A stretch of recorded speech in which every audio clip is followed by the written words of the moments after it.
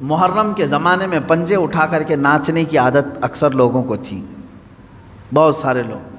ایک طرح سے اس میں عبادت کا تصور نہیں تھا لوگوں کو، بس یہ کہ انٹرٹینمنٹ کرنا ہے، کیونکہ عبادت اس طرح سے روڈ اور گلیوں میں ناچ کر کے تو ہوتی نہیں، نہ وہ امام حسین کو راضی کرنے کا مسئلہ ہے، نہ رب تبارک و تعالیٰ کی بارگاہ میں کچھ پیش کرنے کا مسئلہ ہے۔ اگر اتنا ہی عبادت کا شوق ہوتا تو مسجدوں میں پنجے لے کر بیٹھ جاتے ہیں، قرآن پاک پڑھتے ہیں، سب کو معلوم ہے کہ سب سے افضل جگہ یہ ہے۔ وہ انٹرٹینمنٹ کرتے تھے۔ اب ہوا یہ کہ ہم نے کہا کہ یہ بے حرمتی ہو رہی ہے، مولا حسین کے نام پر بے حرمتی ہو رہی ہے۔ اصل بات، پنجہ تو آج تک امام حسین کا ملا نہیں، پنجہ ملا نہیں۔ حضرت عباس علمبردار کے پنجے کٹے تھے، یہ سنا ہے، روایات بھی، لیکن اس کی شبیہ، اس سے ملتی جلتی تصویر کچھ ملی نہیں۔ اب رہی بات تعزیہ کا مسئلہ، تعزیہ جو ہے اس کا مسئلہ مختلف بھی ہے، اتنا میں بتاؤں گا، کنفیوز نہیں ہونا۔ تعزیہ کو شرائط کے ساتھ اگر بٹھایا جائے تو جائز ہے، لیکن وہ شرائط پورے کرتے نہیں لوگ، اور ہم نے اگر اتنا ہی شوشہ کھول دیا تو بڑے بڑے دروازے لوگ کھول دیں گے۔ بات صرف اتنی تھی تعزیہ کی، امام حسین کا جو روضہ ہے اس روضے کی شکل کی کوئی چیز بنا کر کے آپ نے رکھ دیا، تو کسی بھی بزرگ کے روضے کی شکل بنا کر کے رکھنا مستحسن ہے، کوئی حرام کام نہیں ہے، ناجائز نہیں ہے۔ جیسے ہم گنبد خضرا بناتے ہیں، خانہ کعبہ بناتے ہیں، ہوتا ہے گنبد خضرا جہاں ہوگا ہم تعظیم کے ساتھ دیکھتے ہیں، لیکن اس کے ساتھ اگر ایسے معاملات ہوں کہ اس کو لے کر کے سڑکوں پہ ہم گھومیں گے، ناچیں گے، اور پھر اس پر چڑھاوے کریں گے، پھر اس کے ساتھ اپنے اپنے عقیدے جوڑ لیں گے، تو یہاں سے شیطان پھر گمراہ کرنا شروع کرتا ہے۔ خیر یہ بات الگ ہے، تعزیہ کا مطلب۔ رہی بات پنجے کا، پنجے کی جو لاجک ہے وہ نہیں سمجھ میں آئی، مجھے کوئی سمجھا دے۔ میں نے اس سے قبل بھی بہت پہلے ہی کہا تھا، میں خود اٹھاؤں گا۔ پنجے کی کیا خصوصیت ہے؟ اگر امام حسین شہید کربلا رضی اللہ تعالیٰ عنہ کے ہاتھ کا نشان لے کر کے کوئی اٹھا کر گھومتا ہے، میں تو کہوں گا ہاتھ کیوں اٹھاتے ہو؟ اس سے بہتر ہے کہ مولا حسین کا قدم اٹھا کر کے گھومیں، کیونکہ ہمارے لیے ان کے قدم تک پہنچنا بھی بہت دور کی بات ہے۔ قدم اٹھا کر کے کوئی گھومتا ہوا نہیں دکھا مجھے، کوئی تلوار اٹھا کر کے دکھا۔ تو اس میں ہاتھ کی کیا خصوصیت ہے یہ تو مجھے لاجک اب تک نہیں معلوم، بہرحال ایک ٹاپک الگ ہے۔ اس کے اندر جو خرافات آ رہی تھیں، اس کے ساتھ عورتوں مردوں کا ساتھ ملنا، گانے باجے ڈھول تاشے اور طرح طرح کے اس میں خرافات لے کر کے اس کو کہاں سے کہاں تک پہنچایا تھا۔ شروع کس لیے ہوا ہوگا معلوم نہیں، پہنچا کس کام کے لیے بہت دور چلا گیا۔ اب میں جو بات کہنے جا رہا تھا وہ یہ تھی کہ چند سالوں پہلے ہم نے دیکھا بہت خرافات ہو رہی ہے، ایک جگہ ہم نے کہا منع ہے، انہوں نے فوراً اس کو ختم کر دیا، نہیں کریں گے۔ ہاں میں نے کہا کہ ٹھیک ہے، مولا حسین کے روضے کی شکل بناؤ، ہر گھر میں بنا کر کے رکھو، یاد کے لیے اچھا اپنے بچوں کو دکھاؤ کہ یہ مولا حسین کا روضہ ہے۔ ہم جیسے گنبد خضرا رکھتے ہیں اپنے گھروں میں، خانہ کعبہ رکھتے ہیں، امام حسین کا روضہ رکھنے میں کون سی دقت کی بات ہے؟ میں اتنا زیادہ مخالف نہیں ہوں اس چیزوں کا۔ رکھو، آپ پیتل کا بناتے بناؤ، تانبے کا بناتے بناؤ، سونے کا بناتے ہو بناؤ، اس میں حرج نہیں۔ ہم جس چیز کی مخالفت کرتے ہیں وہ خرافات و حرام کاریاں جس کو باہر سڑکوں پر کیا جاتا ہے، میں اس کا مخالف ہوں۔ خیر بات آئی، بند ہو گئی، لیکن ہوتا کیا تھا معلوم ہے؟ چند دنوں کے بعد دوسرا محرم آیا تو گھر والے کہتے ہیں کہ حضرت وہ تو بند ہیں لیکن بچے ویسے ہی ناچ رہے ہیں، ہاتھ ایسے لمبے کر کے خود پنجہ بن گئے ہیں اور ناچ رہے ہیں۔ تو میں اس چیز کو مثال میں اس لیے بتا رہا ہوں کہ بنی اسرائیل بچھڑے کی پوجا کرتے تھے، حکم آیا ان کے قتل کا، قتل بھی ہوئے، بچھڑا بھی مار دیا گیا، لیکن زمانے تک ان کے دلوں سے بچھڑے کی محبت گئی نہیں تھی۔ وہی ذکر آج کی آیت میں میں نے پڑھا ہے، اللہ فرماتا ہے ثم اتخذوا العجل من بعد ما جاءتهم البینات، پھر یہ بچھڑے کو ایسا لے کر کے بیٹھے رہے جبکہ ان کے سامنے کھلی ہوئی نشانیاں تھیں۔ وَأُشْرِبُوا فِي قُلُوبِهِمُ الْعِجْلَ، اللہ فرماتا ہے ان کے دلوں میں ایسا لگتا ہے بچڑا پلا دیا گیا ہے، پی گئے ہیں بچڑے کو، اتنی محبت تھی، جبکہ روشن آیتیں اور دلیلیں دیکھی۔ تو خلاصہ یہ ہے میرے عزیزو، کہنے کا مطلب کہ بعض چیزیں گمراہیاں ایسی ہیں جن کو چھوڑنے کے بعد بھی وہ کچوکے لگاتی رہتی ہیں، برے گناہ بھی ایسے ہیں جن کو چھوڑنے کے بعد وہ دوبارہ دماغ میں وسوسے ڈالتے رہتے ہیں۔ ان کاموں کو حتمی طور پر اپنے تصور میں بھی نہ آئے۔ اعوذ باللہ من شر الشیطان الرجیم کثرت سے پڑھیں، اعوذ باللہ من شر الشیطان الرجیم، من شر الشیطان الرجیم۔ اے اللہ میں پناہ مانگتا ہوں تیری مردود شیطان کی ان شرارتوں سے جو میرے دماغ میں ڈال رہا ہے۔ تو یہ اسی کی طرف سے ہوتی ہیں، وہ پرانے راستے پر لے جانا چاہتا ہے، گمراہی کی طرف لانا چاہتا ہے، وہ خرابیاں جن کو تم چھوڑ کر کے آئے ہو یاد دلاتا ہے ایک بار اور چلا جاؤ۔ اس کے لیے کثرت سے یہ پڑھا کریں، جب جب ایسا وسوسہ آئے کہیں اعوذ باللہ من شر الشیطان الرجیم۔ آج ہی صبح گناہ سے توبہ کیا، سوچا کہ نہیں کروں گا یہ گناہ، لیکن رات ہوتے ہی پھر خیال آیا ایک بار اور کر لو، میں بتا رہا ہوں فوراً اس وقت یہ پڑھو اعوذ باللہ من شر الشیطان الرجیم۔ اے اللہ میں تو چھوڑ چکا تھا شیطان مردود، پھر مجھے لا رہا ہے وسوسے، میں تیری پناہ مانگتا ہوں مردود شیطان کی شرارتوں سے۔ یہ باتیں یہاں تک ختم ہو گئیں، اور آگے کی جو آیت میں نے تلاوت کی تھی آج کی، اس میں اللہ تعالیٰ نے یہ فرمایا ہے کہ بنی اسرائیل کو ایک حکم یہ بھی تھا کہ یہ جب بیت المقدس میں جائیں تو سجدے کی حالت میں جائیں، لیکن ان میں سے بہت سارے نافرمان ایسے تھے کہ وہ اپنی سرین کو گھسیٹتے ہوئے ایسے جا رہے تھے۔ حکم ہوا تو سجدہ کر کے جائیں، لیکن وہ مذاق کے طور پر سرین اپنے گھسیٹتے ہوئے اس طرح سے بیت المقدس میں جانے لگے۔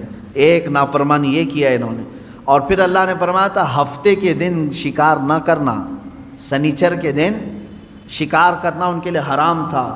تو یہ بنی اسرائیل کیا کرتے تھے، جمعہ کے دن جال لگا کے آتے تھے مچھلیوں کا، اور اتوار کو جا کر کے لے کے آتے تھے، کہتے ہم سنیچر کو شکار نہیں کیے، جمعہ کو جال لگائے تھے، اتوار کو لے کے آئے، پھر مچھلیاں کون سے دن پھنسی تھی ہیں۔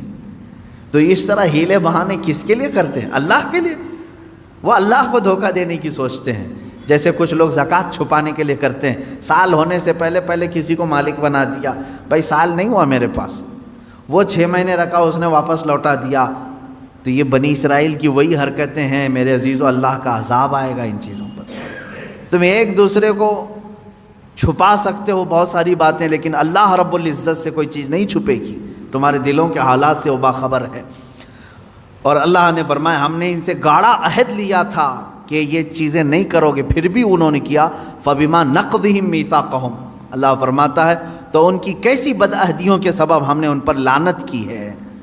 یعنی وعدہ خلافی کرتے تھے یہ بنی اسرائیل یہودی، توبہ کرتے تھے اللہ آئندہ سے ایسا کبھی نہیں کریں گے، بچڑے کی پوجا میں لگ گئے، فرعون سے تو نجات دے دے ہم سب چھوڑ دیں گے، اللہ نے نجات دی، پھر وہی کرنے لگے۔ اور پھر اللہ تبارک و تعالیٰ نے ان سے فرمایا تھا کہ تم سجدہ کر کے جاؤ گے بیت المقدس میں، یہ جان بوجھ کر کے انہوں نے اپنے پیچھے والا حصہ گھسیٹتے ہوئے زمین پر اندر گئے، اور کہنے کا حکم تھا ان کو حتۃ نغفر لکم، مغفرت ہو اے اللہ۔ تو لیکن وہ کیا کہہ رہے تھے، حبۃ، اے دانہ ہی دانہ ہے، اناج ہی اناج چاہیے ہمیں، ایسی نافرمان قوم تھی۔ اللہ فرما رہا ہے تسبیح بولو مغفرت، اور وہ کہہ رہے ہیں گیہوں جوار، یعنی دانوں کے نام لے کر کے کہہ رہے تھے کہ یہ ملے ہم کو، فلاں ملے۔ تو یہ نافرمانیوں کے سبب اللہ تعالیٰ فرماتا ہے ہم نے ان پر عذاب نازل کیا، ان پر لعنت کی، اس لیے کہ وہ آیات الہی کے منکر ہوئے ہیں، اللہ کی آیتوں کے منکر ہوئے۔ یہاں سے بات، اور پھر اللہ تعالیٰ فرماتا ہے وَبِكُفْرِهِمْ وَقَوْلِهِمْ عَلَى مَرْيَمَ بُهْتَانًا عَظِيمًا، اور اس لیے بھی اللہ نے ان پر لعنت کی کہ انہوں نے کفر کیا اور مریم پر بڑا بہتان باندھا۔ یہ یہودی ہی تھے جو حضرت بی بی مریم پر تہمت لگاتے تھے کہ عورت ناپاک ہے، بغیر شوہر کے اس کو بچہ کیسے ہوا، اس نے غلط کاری کی ہے، بدکاری کی ہے، معاذ اللہ رب العالمین، 1000 تہمتیں۔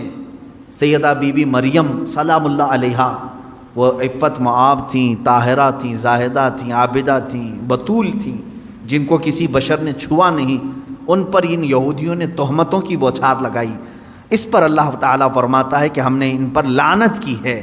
اب یہاں سے پھر میرا ٹاپک چلے گا کہ یہودی لعنت شدہ قوم کیوں ہے، کیونکہ آج مجھے بتانا ہوگا کہ آج بھی یہود پوری دنیا میں اپنے پنجے گاڑنے کے لیے کس کے ناک میں دم نہیں کیا ہوا ہے۔ سارا کا سارا یہ جو کھیل دیکھ رہے ہیں آج دنیا میں اتھل پتھل ہو رہی ہے، یہ چند شرپسند یہودیوں کی وجہ سے۔ مجھے کہتے ہیں کچھ لوگ اینٹی جیوز ہیں، آپ سارے یہودیوں کے اینٹی تھوڑی نہ ہیں، جو ایمان والے تھے ہم ان کے مخالف نہیں ہیں، جو اللہ کو ایک مانتے ہیں، انبیاء پر ایمان لاتے ہیں، وہ اچھے یہودی تھے پہلے زمانے میں۔ ہم تو تمہارے کرتوت کے مخالف ہیں، ہم تمہارے تمام یہ مظالم کے خلاف بولتے ہیں جو تم آج پوری دنیا پر ڈھائے ہوئے ہو۔ انہوں نے خفیہ تنظیمیں بنا کر رکھی ہیں، یہ عیسائیوں کو بھی برباد کرنا چاہتے ہیں، مسلمانوں کو بھی۔ ان کا صرف اور صرف نظام ایک ہی ہے کہ دنیا بنی ہے تو صرف یہودیوں کے لیے بنی ہے، راج ہوگا تو صرف یہودیوں کا ہوگا، باقی ساری انسانیت غلام ہوگی۔ اس پر میں انشاءاللہ آگے گفتگو کروں گا۔ یہاں سے آیتیں یہی چل رہی ہیں، اللہ فرما رہا ہے ان پر ہم نے لعنت کیوں کی، ان پر ہم نے لعنت کیوں کی۔ ان کی کئی وجوہات اللہ نے بیان کی۔ یہ ہمیشہ وعدہ خلافی کرتے ہیں، وعدہ توڑتے ہیں۔ اب اندازہ کرو یہودی جو اللہ سے کیا ہوا وعدہ توڑ سکتے ہیں تو تمہارے سے کیا ہوا وعدہ کیسے نہیں توڑیں گے؟ یہ تو پل بھر میں توڑیں گے۔ اور اللہ سے ایسے وقت میں وعدہ کرتے تھے جب آسمان اتار کے ان کے سروں پر رکھ دیا گیا، وعدہ کیا آئندہ سے کبھی نہیں کریں گے۔ انہیں معلوم ہے اللہ کی طاقت کیا ہے، اس کے باوجود وہ اللہ کا وعدہ توڑتے تھے۔ اب اللہ کا وعدہ توڑنے والی قوم کیا تمہارے بھروسے کے قابل ہوگی؟ تم بھروسہ کرو گے؟ حیرت ہے، آج سعودی عرب اسرائیل پر بھروسہ کر رہا ہے۔ جو اللہ کا وعدہ توڑتی ہے وہ سعودی کا وعدہ کیوں نہیں توڑے گی؟ یہی یہود ہیں جو آج اسرائیل میں ہیں۔ حیرت ہوتی ہے، ابھی سعودی عرب نے اپنے تعلقات جو استوار کیے ہیں اسرائیل سے وہ یوں ہی نہیں کیے، اس کی وجہ ہے، میں نے اس سے قبل شاید کسی محفل میں آپ سے کہا تھا، سعودی عرب کو خطرہ ایسا لگنے لگا خطے میں کہ اب ہمارے دشمن بڑھ رہے ہیں، کیونکہ ترکی اب ببانگ دہل بولنا شروع کر چکا ہے۔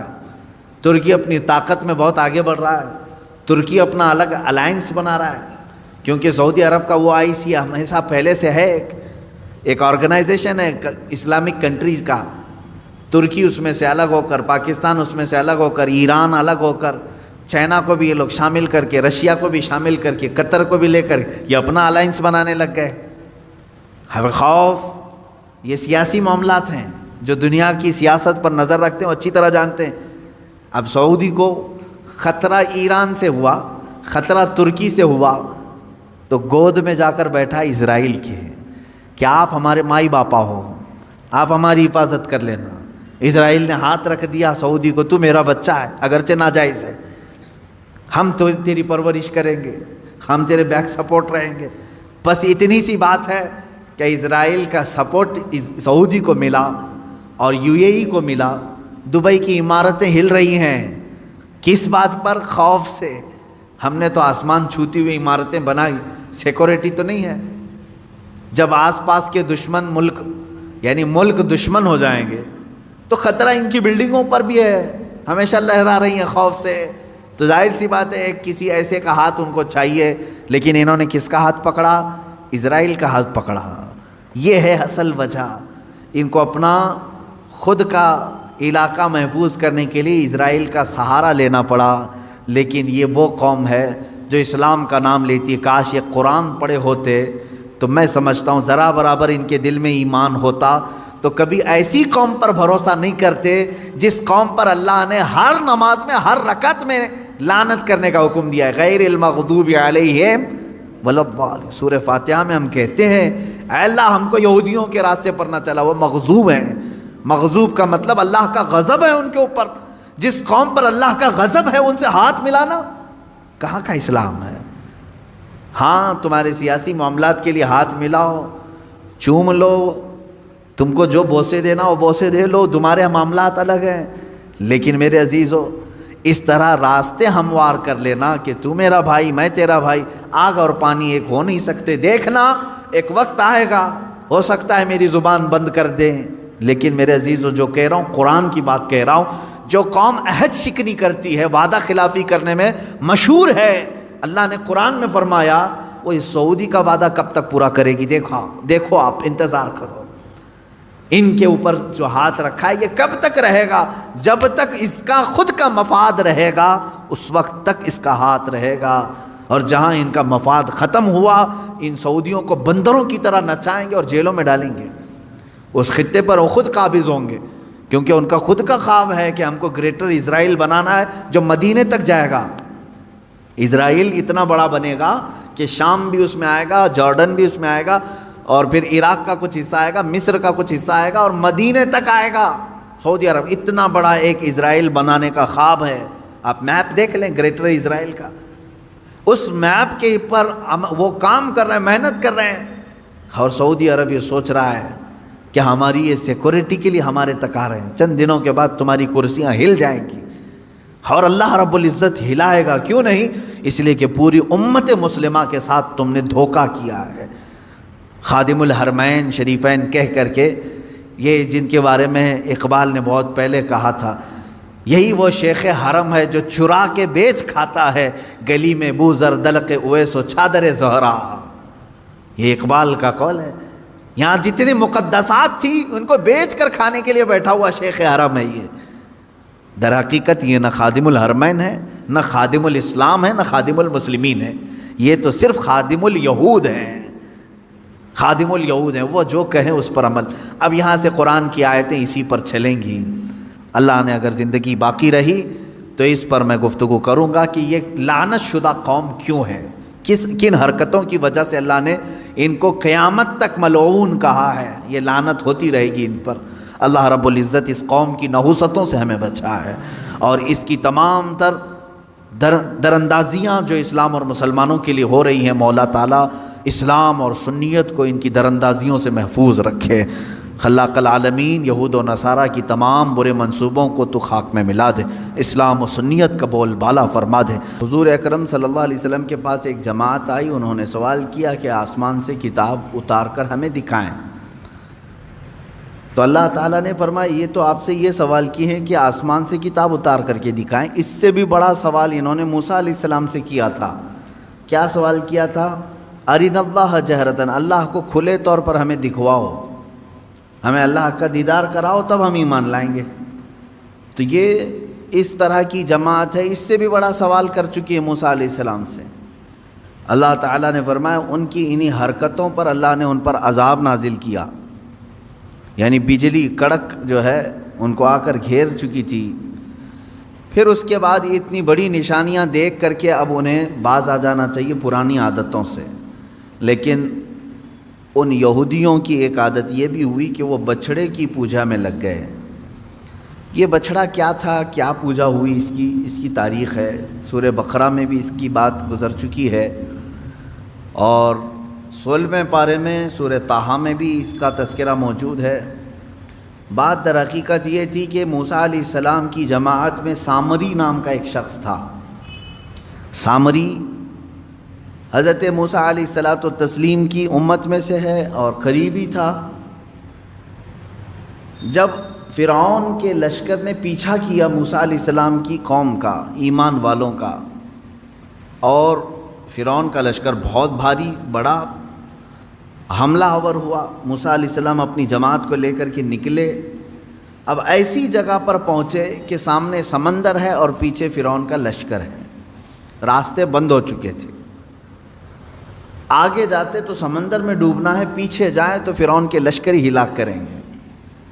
تو اس موقع پر اللہ رب العزت نے موسیٰ علیہ السلام کی مدد کے لیے ان پر وحی فرمائی، اے موسیٰ تم اپنے عصا کو سمندر پہ مارو۔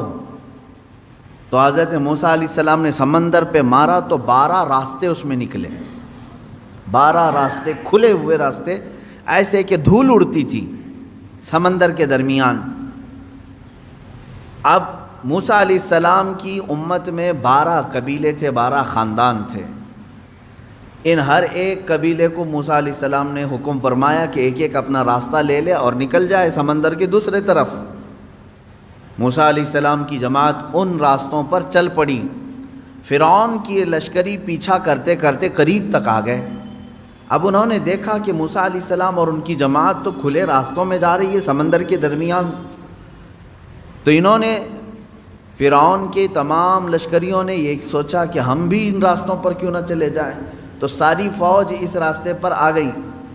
جب یہ درمیان میں پہنچے، اللہ نے سمندر کو واپس پھر سے ملا دیا، جیسا تھا سمندر ویسی، سب کے سب غرق ہو گئے، فرعون بھی اس میں ڈوب گیا، پانی کی موجوں نے اسے غرق کر دیا۔ موسیٰ علیہ السلام صحیح سلامت باہر نکلے۔ یہ واقعہ آپ نے سنا ہوگا اور قرآن پاک میں اس کا تذکرہ آیا ہے۔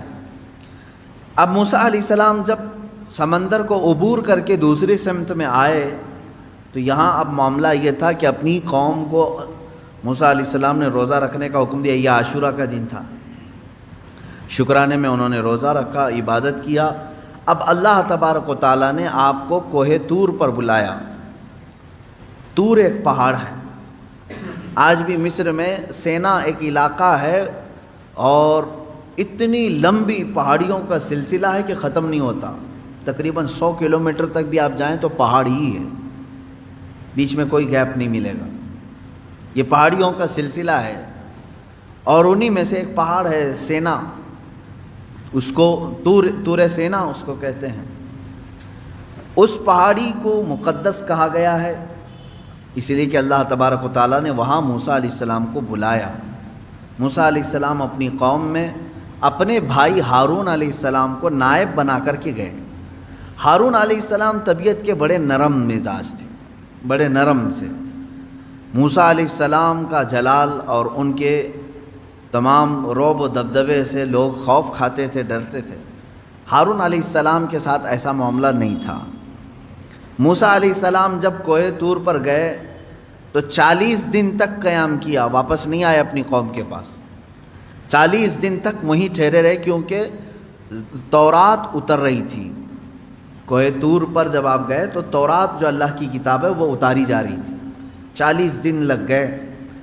تو 40 دن جو یہ گیپ ہوا موسیٰ علیہ السلام کا، یہاں ان کی قوم میں کچھ خرابیاں شروع ہو گئیں، کچھ برائیاں شروع ہوئی، کچھ نہیں بلکہ بڑی بھیانک برائیاں۔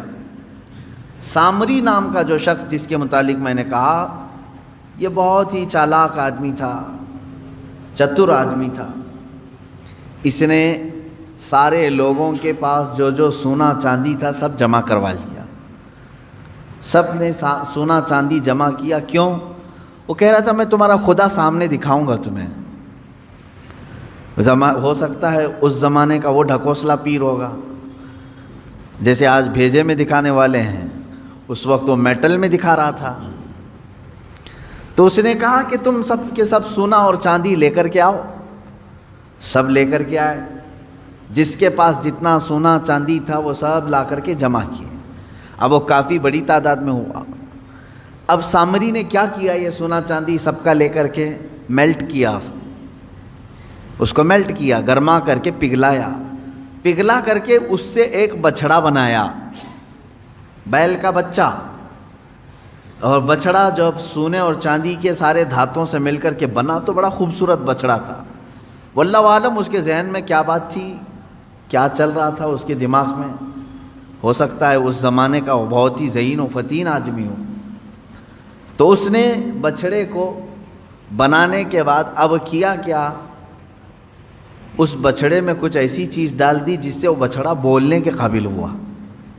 سیل نہیں، بیٹری نہیں یا کمپیوٹر کا زمانہ نہیں، بچھڑا صاف بولتا تھا۔ لوگ اپنی حاجتیں لے کر کے آتے تھے، بچھڑا ان سے بات کرتا تھا۔ اب سامری نے کیا کہا، اس بچھڑے کو بنا کر کے کہا الہنا و الہ موسیٰ، موسیٰ کا خدا بھی یہی ہے اور ہمارا خدا بھی یہی ہے۔ موسیٰ طور پر گئے ہیں، خدا ہمارے پاس آ گیا ہے۔ تو سب کے دماغ میں بات آ گئی۔ اس زمانے میں ظاہر سی بات ہے بچھڑا بولے گا تو تعجب ہی کی بات ہوگی، 4000 سال پہلے کی بات کر رہا ہوں۔ آج سے آپ میں سے بڑے حضرات بھی یہاں پر موجود ہوں گے، موبائل کا تصور بھی نہیں رہا ہوگا کہ کوئی ڈبہ ایسا ہوگا چھوٹا سا جس میں سے بات آ سکتی ہے۔ فون کو ہی لے کر کے، وائرلیس فون کو ہی لے کر کے لوگ عجب عجب حرکتیں کرتے تھے۔ ہم موبائل کے بھی زمانے کو ابھی دیکھ رہے ہیں نا۔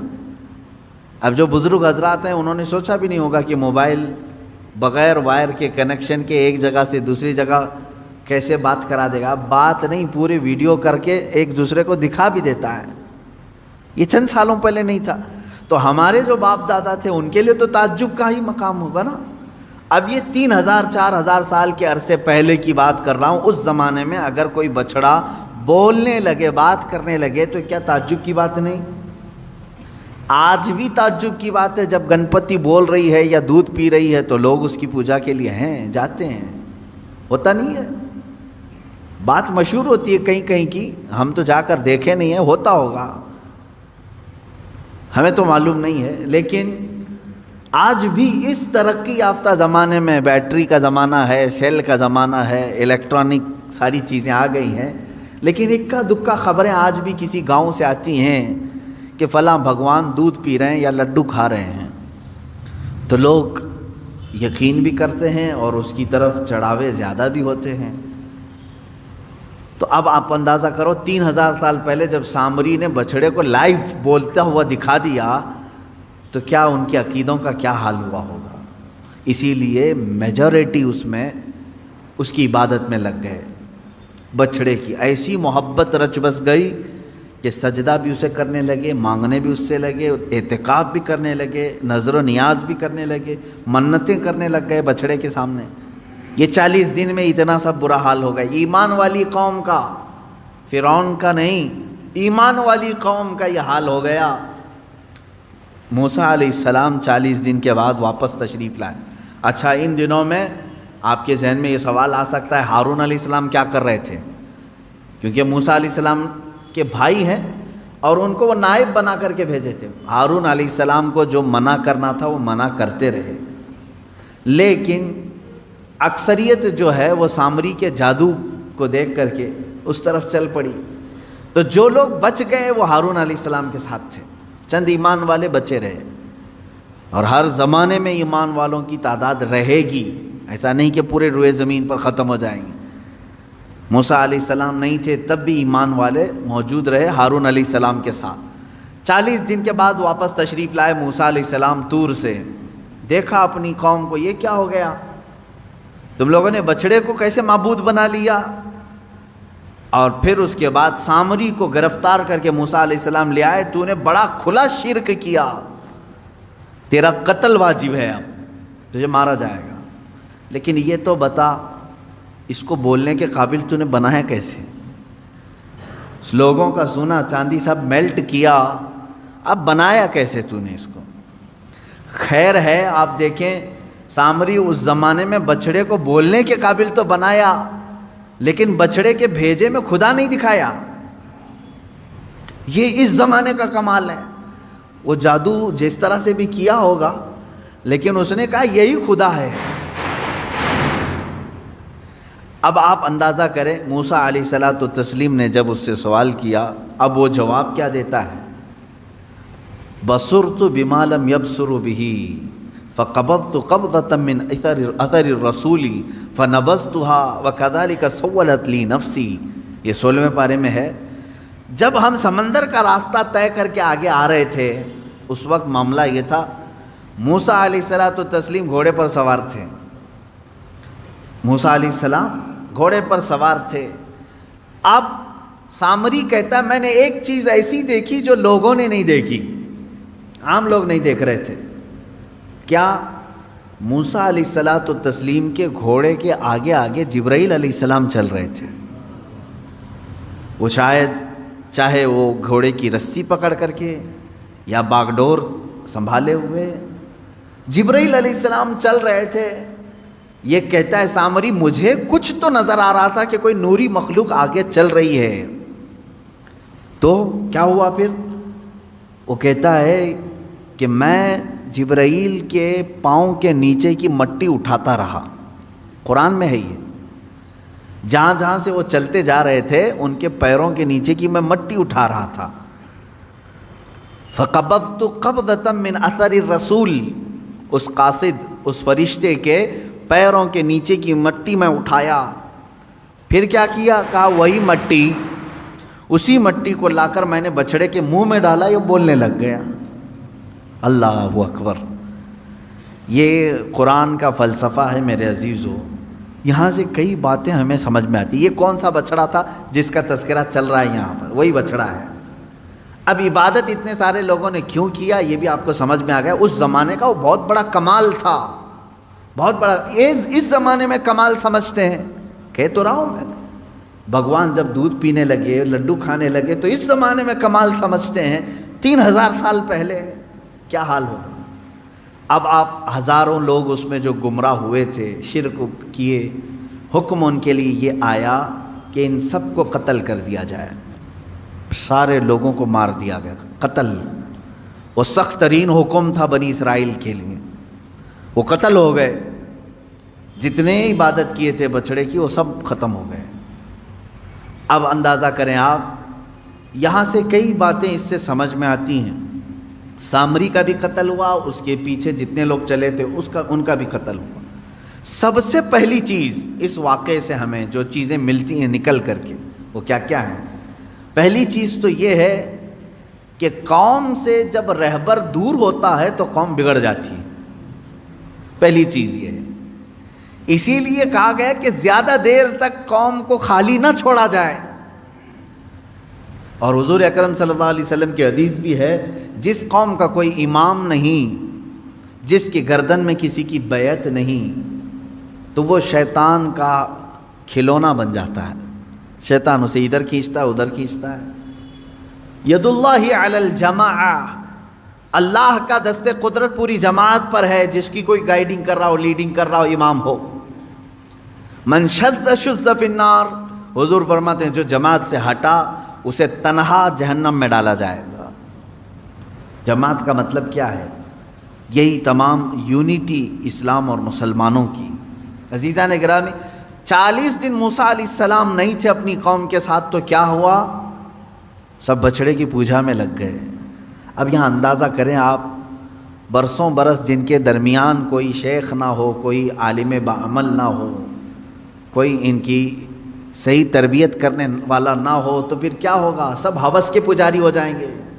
یہ اور بات ہے کہ اللہ نے بچا رکھا ہے, آج بچڑے کی پوجا تو نہیں کر رہے, لیکن اپنی خواہشات کی پوجا تو کر رہے ہیں. آج تقریباً جو مرضی میں آئی اس چیز کو عمل کر لے جانا, یہ پوجا ہی تو ہے. ہر خواہش کو پوری کر لینا کہ ابھی ابھی ہم نے سوچا اور یہ ہونا ہی ہے. اسی لیے قرآن کہتا ہے, ارأیت من اتخذ الہہ ہوا, اے رسول کیا آپ نے دیکھا کچھ وہ لوگ ہیں جو اپنے خواہشوں کو معبود بنائے ہوئے ہیں, اپنے خواہشوں کو خدا بنائے ہوئے ہیں. کیسے؟ دیکھیں, خدا وہ ہے جس کی ہر بات مانی جائے گی, ہے نا. خدا کی ہر بات ماننا ضروری ہے.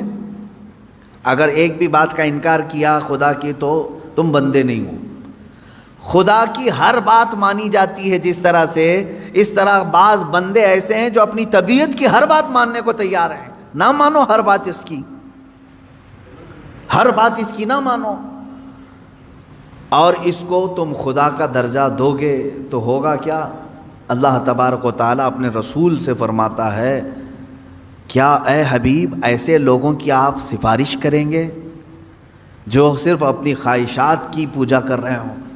عزیزان گرامی وقار, جس طرح سے بنی اسرائیل بچڑے کی پوجا میں لگ گئے, مجھے ایسا لگتا ہے اس دور میں بہت سارے لوگ اپنی خواہشات کی پوجا میں لگ گئے. انہیں کسی چیز کی خواہش تھی جس کی وجہ اس کو پورا کرنے کے لیے وہ ہر کام کرنا کے لیے تیار ہے. ایک کرسی چاہیے, ایک کرسی چاہیے, یہ تمہاری خواہش ہے. اب یہ کرسی کی خواہش تم سے ہر کام کرا لیتی ہے, یہ عبادت نہیں ہے تو اور کیا ہے؟ تم اپنے خواہشات کی بات, ایک وقت کا تمہیں گوشت چاہیے تھا کھانے کے لیے, پیسے نہیں تھے, لیکن خواہش کو پوری کرنا ہے. یہی خواہشات نے تمہیں چوری کرایا یا دھوکہ دلوایا, دھوکہ دینے پر آمادہ کیا. یہ تمام چیزیں کر کے تم اس برتن تک پہنچتے ہو جو تمہاری خواہش ہے. ہر خواہش کو پوری کرنا ضروری نہیں. اب ایک بات اس واقعے سے ایک جو سب سے بڑا سبق ملا وہ یہ ہے کہ قوم کے درمیان ان کا رہبر اس کا ہونا ضروری ہے, اور قوم بغیر رہبر اور رہنما کے, بغیر عالم دین کے نہ رہے. وہ انبیاء تھے اور علماء نائب انبیاء ہیں. ہر جماعت میں، ہر قوم میں، ہر محلے میں ایک عالم کا ہونا ضروری ہے جو ان کی اصلاح کرے، ان کی تربیت کرتا رہے. اور ان کو برسوں برس چھوڑے رہو گے تو دلوں میں زنگ لگ جائے گا جو آج ہو رہا ہے. دوسری چیز اس واقعے سے یہ بھی پتہ چلتی، یہ ایک تو 40 دن کا گیپ جو اس قوم کو شرک میں لے آیا. دوسرا اس سے جو ملتا ہے کہ قوم ہمیشہ جو ہے چمتکار کو، جو دکھنے والی ہے اس کی طرف بڑھ جاتی ہے، ہمیشہ ہوتا ہے. کیونکہ ہارون علیہ السلام تھے جماعت میں تو آپ نے ایسا کچھ دکھایا نہیں، یعنی بولتا ہوا بچڑا، بولتا ہوا کتا دکھایا نہیں، جبکہ وہ بھی نبی ہیں. اور سامری نے دکھا دیا تو قوم نے کس کی طرف رخ کیا؟ سامری کی طرف.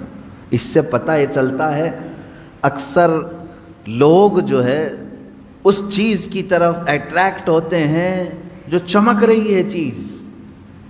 ایسا نہ کرو میرے عزیزو، یہ گمراہی ہے، گمراہی ہے. آج کے زمانے میں ہو سکتا ہے تمہیں کوئی ایسا کر کے دکھائے، ایسا کر کے دکھائے. آؤ ہماری عبادت خانے میں ہم تم کو دکھاتے ہیں کہ کیسے ہمارا خدا بولتا ہے. تم نے وہاں دیکھ لیا، پھر یہاں میرے پاس آئے، کہا کہ حضرت وہاں تو خدا بول رہا ہے، مسجد میں تو کبھی آپ نے دکھایا نہیں خدا بول رہا ہے. یہ سیم وہی چیز ہے جو بنی اسرائیل کے ساتھ ہوئی. سامری بچڑے کو بلوا کر کے دکھایا تو سب شرک میں مبتلا ہو گئے. اور ہارون علیہ السلام نے کچھ نہیں دکھایا لیکن یہ کہا کہ اللہ ایک ہے، تو چند ایمان والے قائم رہے، باقی ادھر چلے گئے. اے میرے عزیزو، آج کے دور میں اگر کوئی اس طرح تمہارے عقیدے کو خریدے تو کس کی طرف جاؤ گے؟ کس کی طرف جاؤ گے؟ فار ایگزامپل چند سال پہلے کی بات، شاید میں نے اس کو کہا ہے، دہرا رہا ہوں. ایک صاحب آئے، پیٹ کے درد کی شدت تھی، ان کو تکلیف تھی، کئی مرتبہ آئے تھے، پانی دم کر کے بھی لے گئے، تعویذ بھی لے کر کے گئے. چند دنوں کے بعد بگڑے ہوئے تیور تھے اس بندے کے، ملاقات ہوئی تھی تو پتہ چلا کہ پیٹ کا درد صحیح ہو گیا ہے. تو میں نے پوچھا کیا کیا حالات ہیں؟ کہا کہ بس میں سب چھوڑ دیا، ایک جگہ جا رہا ہوں، فلاں جگہ. کیا ہے؟ کہا وہ ایک پوجا کرنی رہتی ہے گوبر کو رکھ کر کے. کہا کر رہا ہوں. یہ کہاں سے آئی تمہارے اندر چیز؟ اس نے کہا فلاں بابا تھے، انہوں نے ایک لیکوڈ دیا پینے کے لیے، پیٹ درد صحیح ہو گیا. کہا کیا لیکوڈ دیا تھا؟ کہا آپ برا مانیں گے حضرت. میں نے کہا کیا چیز دیا پینے کے لیے؟ کہا گائے کا پیشاب. کہا پی لیا تم نے؟ کہا ہاں پیا، پیٹ کی درد کی شدت تھی. اس کے بعد پھر وہ کہتا ہے کہ میں پوجا کرتا ہوں. یہ ہے عزیزان گرامی وقار، شیطان ابلیس لعین ہو سکتا ہے تھوڑی دیر تمہاری بیماریوں کو سن کر کے دکھائے، ہو سکتا ہے تھوڑی دیر تمہاری بیماریوں کے اوپر پردہ ڈال کر کے دکھائے تاکہ تمہارا عقیدہ خراب ہو جائے، تم یہ سوچنے لگ جاؤ کہ نہیں یہاں سے شفا ملتی ہے. ایمان والا وہ ہے جو ایوب علیہ السلام کے نقش قدم پر چلے ہیں کہ بدن میں پورے کے پورے چھالے پڑ جائیں، جسم کٹ جائے، تب بھی ایوب علیہ السلام کا ایمان یہ تھا کہ شفا میرا مولا ہی دے گا، شفا میرا اللہ دے گا. ہر چمکنے والی چیز، ہر سامنے دکھنے والی چیز کے اوپر ایمان لانا ضروری نہیں میرے عزیزوں. اس کی سیم ایسی ہی مثال دیکھ لیں، میجورٹی لوگوں کی آج کون سے ہاسپٹل جاتی ہے، کون سے ڈاکٹر کے پاس وزٹ کرتی ہے، سب کو معلوم ہے. بیچارے آج BHMS اور BUMS والوں کی بھی حالت یہ ہو گئی ہے کہ وہ لوگ بھی ایلوپیتھک ہی پریکٹس کرنا چاہتے ہیں، ان کی فیلڈ نہیں ہے. وہ BHMS ہیں، BUMS ہیں. BHMS والے ہومیوپیتھک ان کو کرنا چاہیے، پریکٹس کرنا چاہیے. BUMS والوں کو یونانی کرنا چاہیے، BAMS والوں کو آیورویدک کرنا چاہیے. لیکن وہ سب چھوڑ چکے، گولیاں یہی دیں گے، تم کو ڈولو چاہیے ڈولو لے لو. وجہ کیا ہے؟ یہاں کوئک صحیح ہونا، فوراً صحیح ہونا، یہ چمتکار ہے ایلوپیتھک ڈاکٹروں کا. ان ڈاکٹروں نے ابھی گولی دی، شام میں بخار چلی گئی، رات کو گولی کھا کے سوئے، صبح تک سردی ختم ہو گئی. تو انسان کو ایسا چاہیے آج کے زمانے میں. یہ اس طرح کی خواہش تمہیں گمراہی کی طرف لے جائے گی. کیوں؟ میرے عزیزوں انہی ڈاکٹروں سے پوچھ لینا جنہوں نے آپ کو فوراً صحیح کر دیا ہو، ایک دن میں صحیح کر دیا ہو، ایک بیماری کو صحیح کر کے وہ 4 بیماریاں سائیڈ ایفیکٹ میں ڈال کے بھیجتے ہیں. ہوتا ہے کہ نہیں ہوتا معلوم ہے آپ کو؟ ہر ایک دوا کا سائیڈ ایفیکٹ ہے، یہ خود ایلوپیتھک پورا مطلب جو پینل ہے وہ خود کہتے ہیں.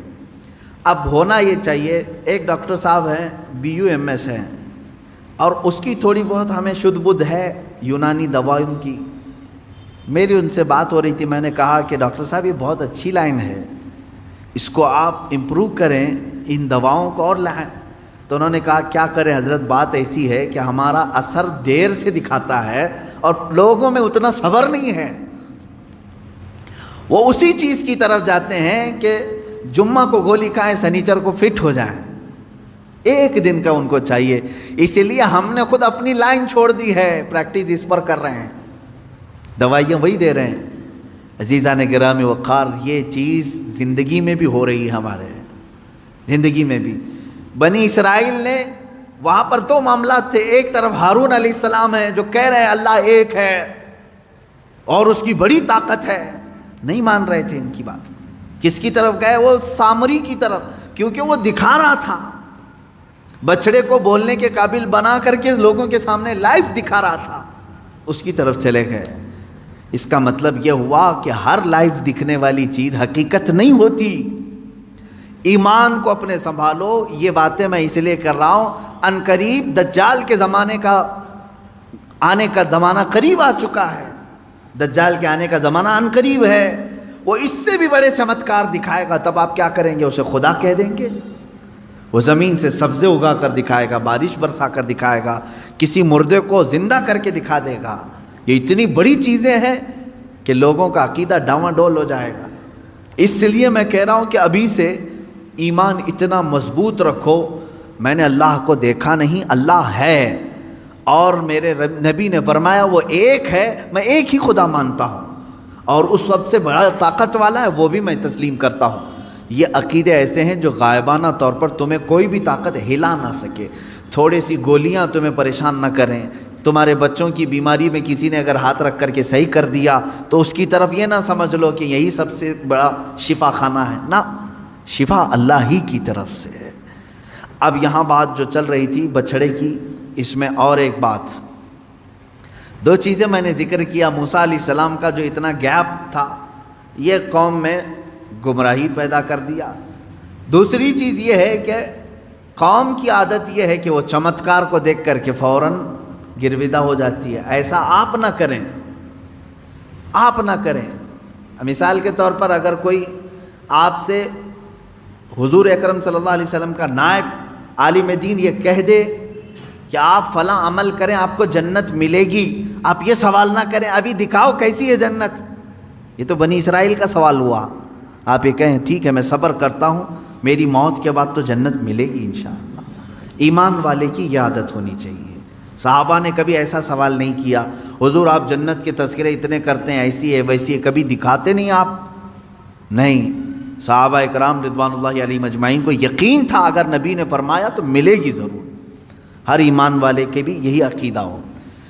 تیسری ایک بہت بڑی چیز اس کے اندر جو ملتی ہے، سامری نے بچڑے کو بولنے کے قابل کیسے بنایا تھا؟ واقعہ میں نے بتایا، جبرائیل علیہ السلام کے قدموں کے نیچے کی مٹی اٹھایا تھا اس نے، اور وہ لا کر بچڑے کے منہ میں ڈال دیا تھا. بچڑا کون سا؟ میٹل کا، سونے چاندی سے پگھلایا ہوا، اور بولنے لگا تھا، بولنے لگا تھا. تو میرے عزیزو یہ قرآن کی آیت میں پڑھ رہا ہوں. یہاں جبرائیل علیہ السلام کے قدموں کے نیچے کی مٹی میں اتنی تاثیر ہے کہ میٹل کا بچڑا بول سکتا ہے، تو خاک پائے رسول میں کتنی طاقت ہوگی. میرے آقا صلی اللہ تعالیٰ علیہ وسلم جہاں قدم رکھیں کیا اس میں تاثیر نہیں ہو سکتی؟ اسی لیے تو مدینے کی مٹی کو خاک شفا کہا جاتا ہے. کیوں؟ خاک شفا کا مطلب ہے شفا دینے والی مٹی. یہ مٹی میں شفا کہاں سے آئی؟ اس لیے کہ قدم رسول اللہ کے پڑے ہوئے ہیں، میرے آقا صلی اللہ تعالیٰ علیہ وسلم کے قدم پاک. اب آپ اندازہ کریں ایک بے جان چیز کو بولنے کے قابل بنایا جا سکتا ہے، تو جو گونگے ہیں، بول نہیں سکتے، میرا عقیدہ یہ ہے کہ رسول پاک صلی اللہ تعالیٰ علیہ وسلم کی کوئی تبرک انہیں دے دیا جائے تو انشاءاللہ ان کی زبان بھی کھل جائے گی، زبان کھل سکتی۔ بے جان بچڑا بول سکتا ہے تو جس کو آلریڈی زبان ہے، تتلاتا ہے، ہکلاتا ہے، منہ مبارک کا پانی پلایا جائے۔ رسول کریم صلی اللہ علیہ وسلم سے متصل جو بھی تبرک ملے اسے پیش کیا جائے۔ میرا یقین ہے انشاءاللہ اللہ اسے اس کی برکت سے شفا ضرور عطا کرے گا۔ یہ چیزیں تھی بچھڑے کی، یہ جو بچھڑے کا تذکرہ آیا ہے وہ یہ ہے۔ اچھا، اب ایک چوتھی بات، لوگ ایسی پوجا میں لگ گئے اس بچھڑے کی کہ چھوڑتے نہیں تھے۔ موسیٰ علیہ السلام نے منع کیا تب بھی نہیں چھوڑ رہے تھے۔ اچھا، لوگوں کو قتل کیا گیا، پورے نہیں مرے، دن بھر قتل عام اتنا ہوا کہ وہ ختم نہیں ہو رہے تھے۔ اللہ تبارک و تعالیٰ نے تخفیف فرمائی کہ اب ان کو چھوڑ دیا جائے۔ تو جو بچے تھے توبہ کر چکے تھے، سچے ایمان والے تھے، لیکن کئی سالوں تک وہ محبت ان کے دل سے جاتی نہیں تھی بچڑے کی، چونکہ وہ بار بار دیکھ رہے تھے بچڑا جو بھی بولتا ہوگا وہ دماغ میں بار بار آ جاتی تھی۔ تذکرہ کرتے کرتے اچانک بچڑے کی بات کر جاتے تھے کہ ارے وہ بچڑا تو ہمارا ایسا تھا، بچڑا تو ویسا تھا۔ تو کچھ یادیں جلدی جاتی نہیں ہیں، تو گمراہی کی یادیں نکالنا یہ بہت اہم کام ہے۔ مثال کے طور پر برسوں پہلے آپ کوئی غلط کام کر رہے تھے، اب چھوڑ کر کے توبہ کر کے آ چکے ہیں، تو اب یہاں سب سے بڑا کام یہ ہوتا ہے کہ اس کا دماغ میں خیال بھی نہ آئے، اس کے لیے ٹائم لگتا ہے۔ تو جب تک وہ پورا نہیں نکالو گے آپ ایمان کے کمال کے درجے کو نہیں پہنچو گے۔ آپ کو معلوم ہے حضور پاک صلی اللہ علیہ وسلم کے پاس ایک جماعت آئی، انہوں نے پوچھا کہ حضور ہمیں کچھ حکم دے دیں، ہم باہر سے آتے ہیں، بیچ میں ہمارے اور آپ کے ایک دوسرا دشمن قبیلہ ہے، ہم آ نہیں سکتے ہر بار، بس وہ 4 مہینے ہیں جس میں جنگ حرام ہے اس میں ہم آتے ہیں آپ کے پاس۔ تو حضور نے ان کو حکم دیا 4 چیزوں کا، نماز کا، روزے کا، مال غنیمت کا، اور جہاد فی سبیل اللہ کا، اور ایک حدیث میں حج کا۔ اور پھر فرمایا میں 4 چیزوں سے تمہیں روکتا ہوں، 4 چیزیں کبھی مت کرنا۔ وہ 4 چیزیں کیا تھی؟ نقیر، دبا، حنتم، مزیفت، یہ چیزیں 4 پیالوں کے نام حضور نے گنائے۔ کدو کو کاٹ کر کے بیچ میں سے گول ہوتا ہے، اندر کا مغز نکالیں تو کھٹوری بن جاتا ہے، اس کو سکھا کر کے عرب والے اس میں شراب ڈال کے پیتے تھے۔ لکڑی کا گلاس بناتے تھے، لکڑی گول کاٹ کر کے بیچ میں سے اس کا سب نکال کے ایک گلاس بن جاتا، اس میں شراب رکھتے تھے۔ یعنی بالکل وہ لوگ اوریجنل چیزیں، نیچرل چیزیں شراب کے لیے استعمال کرتے تھے۔ یہ 4 قسم کے پیالے ہیں جن کا تذکرہ میں نے ابھی کہا۔ حضور نے فرمایا یہ ختم کر دو، یہ پیالہ، لکڑی کا پیالہ، کدو سے بنایا ہوا پیالہ، وہ کلنگڑ سے بنایا ہوا پیالہ، یہ ختم کر دو۔ شراب کی بات نہیں ہے اس میں، پیالے ختم کرو، پیالے توڑو۔ گئے انہوں نے پیالے توڑ دی۔ اس میں حکمت کیا ہے؟ محدثین فرماتے ہیں شراب تو چھوڑنا ہی تھا انہیں، لیکن وہ پیالے نہیں رکھنا ہے جس میں شراب پیتے تھے۔ وجہ یہ ہے کہ جب جب پیالہ دیکھیں گے وہ شراب یاد آئے گی، اس میں ایسا پیتے تھے ہم۔ یہ اسلام ہے جو جڑ کو ختم کرنا چاہتا ہے۔ اب ظاہر سی بات ہے اس بچڑے کو تو ختم کیا گیا، مار دیا گیا، لیکن حکم آیا کہ اس کا تصور بھی نہ آئے۔ ان کے دلوں میں وہ رچ بس گیا تھا بچڑا، جب دیکھو وہ بچڑے کا ہی تذکرہ کرتے تھے۔ اب اس طرح کے جو گمراہیاں آج تک لوگوں کے دلوں میں ہیں انہیں ختم کریں۔ وآخر دعوانا ان الحمد للہ رب العالمین۔ السلام علیکم۔